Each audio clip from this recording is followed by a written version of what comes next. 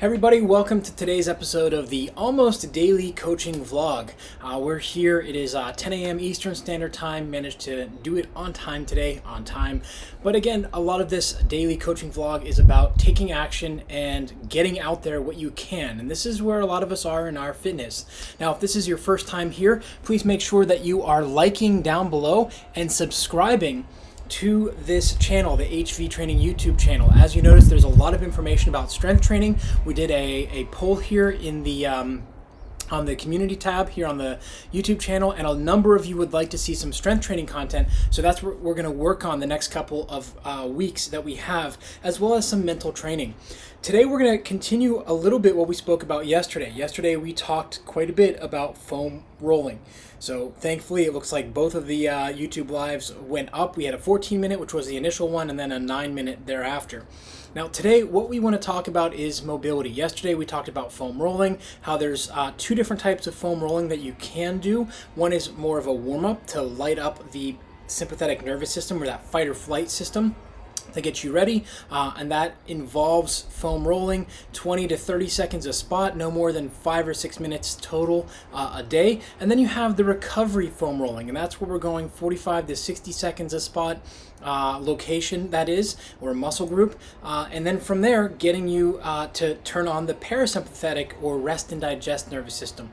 Now, along with foam rolling, a lot of people often confuse foam rolling with mobility work. Now, foam rolling, we don't really know how it works, but we know it does. Could you consider foam rolling mobility work? You could. I think that it's more of a neurological approach to things, and do you gain range of motion from that? Yeah, you could. If you tone down the muscle a little bit, as you're supposed to with the recovery, you could gain range of motion, but what we really want out of our mobility is to actually improve your performance. So I actually had a really great conversation in the private messaging over on Instagram with Lawrence, asking about mobility. Now, Lawrence is another strength coach. I forget where you are actually, Lawrence. I think you're in Indiana, but that's probably wrong. Now, the thing is that a lot of people think that mobility means stretching. And this is not necessarily correct. That is a very old school approach. In fact, on my last appearance on the Fast Talk podcast, I actually essentially taking off neural tension, and that's not going to reset anything. All you're doing is releasing a muscle, and as I mentioned, I was very guilty of the foam rolling. I've also done this for the stretching, where I stretch and stretch and stretch. The muscle feels great for about a half hour, maybe an hour, and then it comes back and it's twice as bad. Or just as bad an hour or two later. Stretching in and of itself does not solve problems. I have a 2-part series on the Human Vortex Training blog about back pain. Stretching solves back pain, does it? And part 2 about the psoas, because a lot of people, myself included, said stretch the psoas, get it better length, and you'll get better.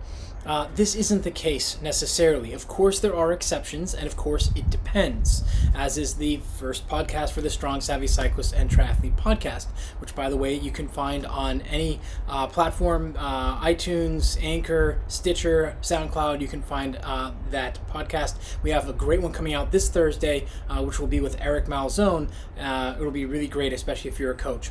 Now, for mobility, essentially what we want to try and do is we want to try and get better resting length and joint position for each of the different joints involved. Now, for a lot of cyclists and triathletes, this is going to mean that we want to open up the hips, the anterior hip, the front of the hip. And we also want to open up the pectoralis minor, or the shoulder, because we get these muscles that are tight and shortened and decrease the functionality of those joints. And what I mean by decreased functionality is day to day.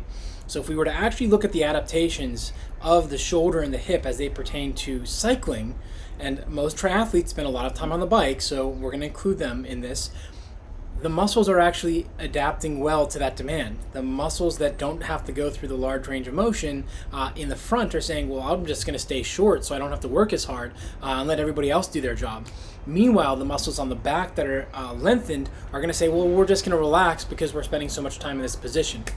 However, when you do this, or when the body does this and has this adaptation, which we do need to some point in our sport, you do want to have that, especially mid-season. You should be adapting in that way within reason. We're going to see a decreased loss of functional range. And I put that in air quotes because functional is whatever you define it to be. If you're going to juggle on the Indo board, that's functional if that's your job. But if you're just doing it for fun, there's not really going to be much use for it. So when we look at gaining mobility, we have to think about keeping the joint position where it's going to allow the muscle function to be proper. So joint position dictates muscle function. Someone had emailed me a couple weeks ago asking to expand upon this. Today's the day where we're going to start down that rabbit hole, because mobility, a lot of that is about trying to get the joints into better positions where the muscles are able to do their jobs as they're designed to do to allow you to function better.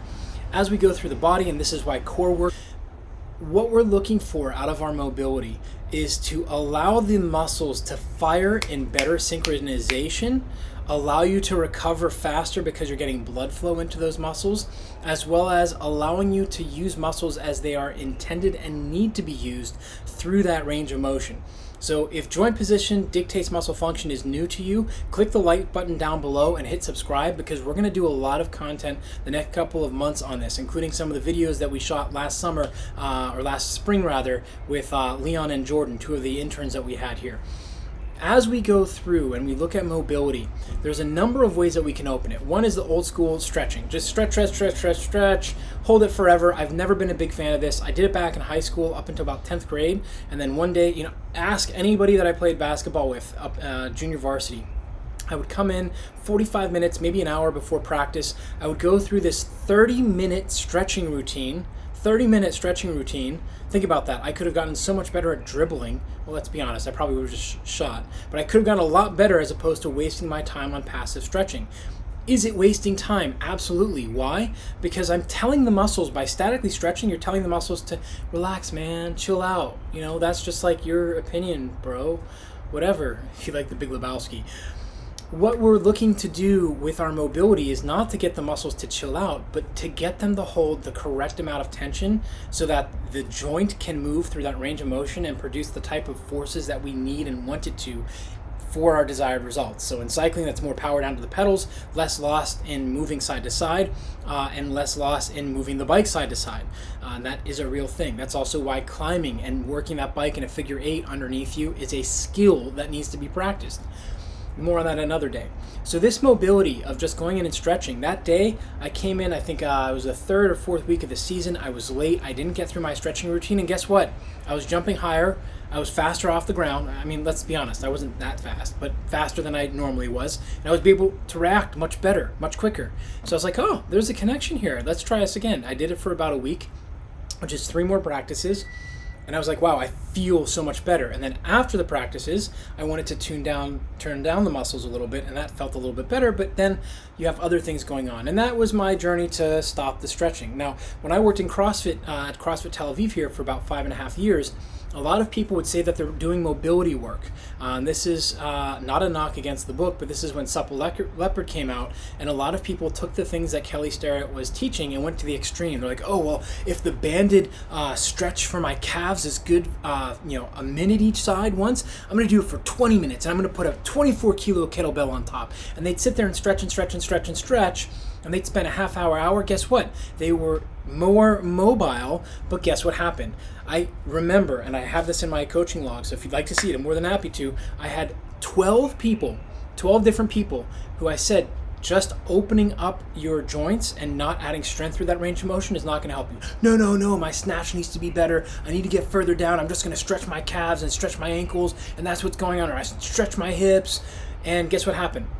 12 of them had pretty serious injuries. 3 type of ligamentous injuries in the knee, 3 in the shoulder, and then there was a smattering of other like overuse injuries. And I'm not saying this to impress you, but rather to impress upon you that just gaining mobility for mobility's sake is not going to help you, especially if you're going through this passive stretching. So the other side of this is, well, what about rehab exercises? So prehab, rehab, corrective exercises. I'm very guilty of overprescribing corrective exercises. Back in 2009, 2008, when I first started as a trainer, a lot of my individual clients, including athletes, were doing 25 to 30 minutes of corrective exercises at the beginning of their sessions, and then we'd have 20 minutes of real lifting. And same thing happened. Somebody came in a little bit late. I picked 2 or 3 corrective exercises that we really needed, and then we went through our routine, and they got way stronger. By the end, they're like, wow, I feel way better. So again, we replicated that.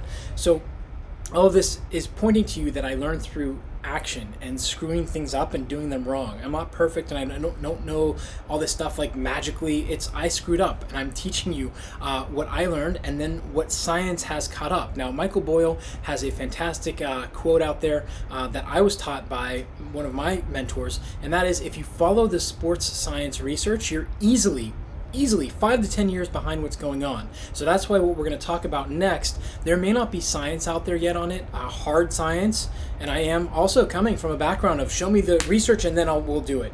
That was me a decade ago, and now the progress actually came when I was like, hey, let's find what works for this athlete and try different stuff and follow instincts and use all of that experience to build them. So mobility now for the athletes here at Human Vortex Training and those I work with, yes, we'll use some static stretching. So we're going to use like a sofa stretch, we're going to use a yoga plex, we're going to use a sideline windmill. A lot of it's dynamic as opposed to static stretching. Why is this? Because we need to fire the muscles on the opposite side of the joint or opposing muscles to those that are shortened to allow them to be able to start to work again. And then we need to build up the synchronicity of these. So a number of the athletes I work with, personally, I know some of you have messaged me saying, well, I'm not really the type of person you're looking for one-on-one. You know, I'm in my mid-50s and I'm not really competitive. I just want to feel and look better. Actually, that's who I mostly work with. So 2 individuals in particular that I work with, mid-50s, actually three that I work with, mid-50s for 2 of them, and the other one is in his mid-60s, have seen fantastic results in their power, decrease in their long ride fatigue, and their abilities to recover faster have gone up, not doing any stretching. We've done static stretching, we've done dynamic stretching, and we've done isometric work. So Lawrence and I yesterday on Instagram and in private messaging, we actually went back and forth and we spoke quite a bit about use of isometrics, and that was the plan for today. He had commented on one of the posts that I had, and that's how the whole conversation got started. But essentially, isometrics can be incredibly powerful. And I just posted over on Instagram a picture of a athlete that I've been working with for about 3 years. And we're working on isometric holds at the end of a dynamic range of motion. So in this specific photo here on April 21st, maybe it's March 56th, I don't know, it's been so long, 2020, is he's in a 90-90 deadlift. The 90-90 deadlift is where you keep the knee at 90 degrees, you keep the elbow or the shoulder rather at 90 degrees with the lat involved, so you're locking the rib cage and pelvis together, hinging down. It's a single leg deadlift, and he's holding that position. And then out of that position, he needs to fire the glute to come up. So his isometric is on the non-supporting side glute, which is allowing him to relax the psoas on that side, to fire the glute medius, glute maximus, getting better hamstring recruitment, as well as getting the muscles of the toes, the foot to work, and the pelvic floor to work. So we're getting an isometric hold, but to this athlete, it's a dynamic movement. It's a challenge. Same as the Statue of Liberties that I like to give out, or have gone through cycles of liking to give out. That's a dynamic stretch that I'll have people, okay, hold, pause, squeeze your shoulder blade back and down, count to 3, squeeze your glute on the opposite side, great, and then come down and go. That's an isometric. Now, Lawrence mentioned he had seen actually 2 podcasts, or heard 2 podcasts, and they were talking about really long isometrics. So when Lawrence first said really long isometrics, I'm thinking like a minute and a half. We're talking 5 minutes. That's really long. So this is brand new to me. I haven't heard of this before. Maybe some of you have. I'd love to hear your thoughts. Comment down below, share them with me, or direct message me on Facebook or Instagram if you like. I'm pretty responsive. Just let me know what your thoughts are, or your experiences are. Now, the longest isometrics that I've ever had experience with are about a minute and a half, and these were either wall sits or static squats. Now, right now, with the 60-day program for the cyclist that I'm running, body weight exercise only, all at home, because there is a number of cyclists, and I'm thinking about opening one for triathletes. I probably will, honestly. I just want to get this one rolling, but I think May we'll do a 60-day body weight workout for strength and conditioning for triathletes. But we're using isometrics in there because it does a number of things. There's a great professional here at one of the hospitals, actually in Jerusalem, that has been working with heart disease patients. So heart disease patients, if you're a trainer, if you're ACSM certified, or if you've been reading quite a bit and you've been a trainer for a while, you know that those with heart disease or a history of heart attack are told they can't lift weights because of the big fluctuations needed in blood pressure, except for really lightweight, very, very lightweight, high repetitions, don't go too fast, et cetera, et cetera, et cetera. Well, this individual, I met him back in 2012 or 2013. And I'm not mentioning his name or which hospital he works at because I don't know where he is in his study. But essentially, he's working at super slow tempo. So 30 to 60 seconds for a leg extension on the way up and 30 to 60 seconds on the way down as one example. He's working with a whole range. But he found that going through these slow tempos allows these patients to be able to handle strength training, and they're able to see all of the benefits from strength training, except for force production. They're not doing any testing, so you can't tell if that's there or not. Now, what's really cool about this, if we take that same principle and apply it to isometrics, now one of the podcasts that Lawrence mentioned talks about tendon health and decreasing the tension in tendons, the problematic tendons. So at first glance, that kind of makes sense. Think about a highly motivated high school athlete in basketball or football. That makes a lot of sense that having them go through an isometric, now I don't know about 5 minutes, but instead of doing heavy squats or they're really motivated, they want to keep pushing, but you need to decrease the training load, having them do an isometric hold for a minute and a half, hell, even 30 seconds is really hard, and it really gets your blood flow going. I think that makes sense. And that can really allow you, as long as you're doing it properly, getting the right muscles to fire, can really improve your mobility. But that's theory. In practice, what we actually want to improve your mobility is to hold specific positions. Joel Seedman has a great post on this. It's actually about yoga. He posted it back in February 2020. It's a really long blog post. It takes about a half hour, 30 minutes to read. I strongly recommend you head over there and look at that, because he's talking about similar to what we are today. And that is stretching, yoga. It's extreme. The rate of injury for people who do yoga regularly is actually just as high, and in some cases higher than any other sport, which is pretty crazy. We're including hockey, full contact hockey, rugby, as well as, and rugby players don't report injuries as much, and American football. So think about that. Those are some really high contact and injury level sports, but with yoga we're seeing a very high number of hip and lower back injuries because people are just going through mobility and pushing the tissues to their limit. So what should you do instead of going through and gaining mobility by doing yoga or stretching? And I'm not saying yoga is inappropriate. I'm saying yoga to extreme ranges of motion that you can't handle is absolutely inappropriate. Just like I can't run a marathon. I have the knees of a 60-something-year-old. I'm never going to run a marathon, unless I should say I get bionic knees or something happens where they can regenerate the cartilage. Just what it is. However, I can do yoga within reason for certain ranges of motion. And this is why when you go to yoga, you're working on your flexibility on your own. You shouldn't be using all these bands to pull you into these extreme ranges of motion. You're only going through ranges of motion that you have control over, and you're able to use the correct muscles to fire, to hold that position and to come out of that position. So doing that 90-90 deadlift as we had with Tomer is really important that you do it properly. So for some athletes, and we'll stand up here, for some athletes, the range of motion is going to be very small. So here's the 90-90, let's say I'm going to come up, so the 90 at the back leg. I may only be able to get to here before my hip wants to break, or I want to straighten my leg, or I'm rotating up or down. This is my isometric right here. We don't have to and should not come all the way down to where Tomer was, because he's worked hard to earn that range of motion. We need to make sure that we're only going through the range of motion where you have the ability to maintain control, stiffness, appropriate posture and position, appropriate breathing, and then to come out of that position using the correct muscles. So this is the most important part of these isometrics, and I see this as a problem coming down the pike, where we've now gone to, including some yoga, some downward dogs, some Spider-Mans or groiners if you want to call them, some sun salutations, founders poses, where we're taking yoga into the mainstream for a sport and strength, especially for a sport that is involving extreme positions like cycling, road cycling and time trialing, and track cycling in particular. And then we're telling athletes to go stretch it out and to improve their mobility because... And this is where you really need to know your why. So Simon Sinek has a book called Why. I strongly recommend you read it if you're a coach or if you're just interested.